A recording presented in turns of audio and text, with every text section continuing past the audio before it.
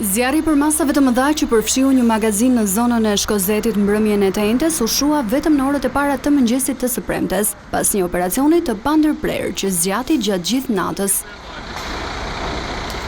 Policia arrestoi një 38 vjeçar si autor të dyshuar të ngjarjes. Admir Ndoja ndezi zjarr për djegjen e barishteve pranë magazines së subjektit privat, por si pasojë e daljes së flakëve jashtë kontrollit, zjarri përfshiu magazinën duke shkaktuar dëme të konsiderueshme materiale.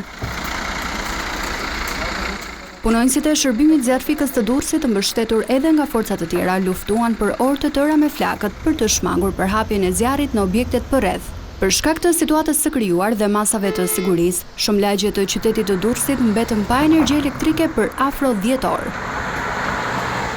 Pronarët e magazinës bën bilancin e shkatërimeve nga zjarri që rezulton të jetë shumë i madh. Ndërkohë, një prej efektiveve të zjarrfikses, i cili u lëndua gjatë ndërhyrjes, vijon të jetë i shtruar në spital, ku po merr trajtimin e nevojshëm mjekësor.